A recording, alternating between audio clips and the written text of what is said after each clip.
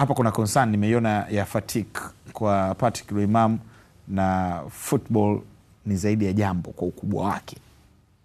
Yeah, of course kwa mujibu wa ratiba kweli Simba ni lazima hicho kitu waseme, hata kama wasiposema hakuna namna nyingine ambavyo wanaweza kufanya, lakini katika hali ya kawaida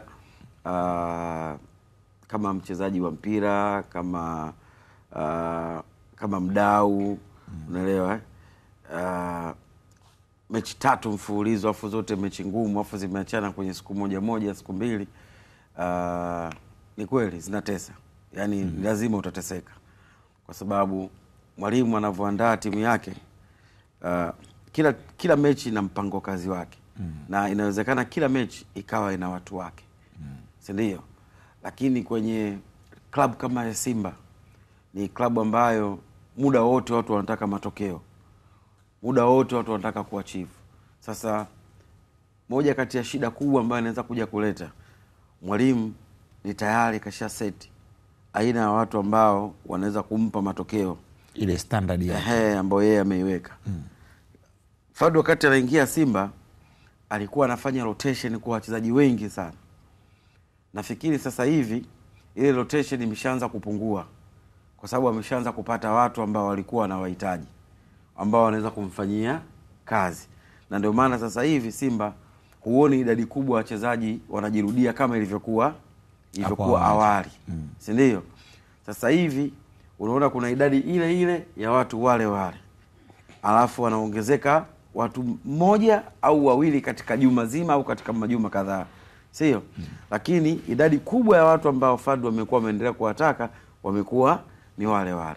So inawezekana mwalimu Fadu kashaona hawa ndio watu pekee ambao wanaweza kunipa matokeo na kuwafanya wana Simba kuwa wanafurahia matokeo yao.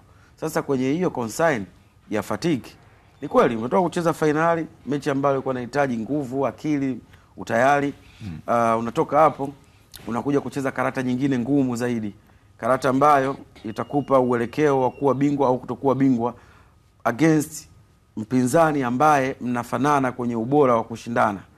Unatoka hapo unakwenda kucheza nusu finali ambayo pia ni miongoni mwa malengo ya club ya kuachieve baada ya mwisho wa msimu.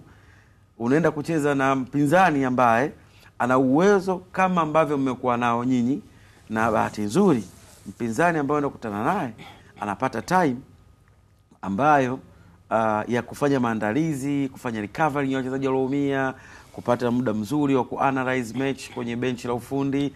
Lakini kuna faida na hasara.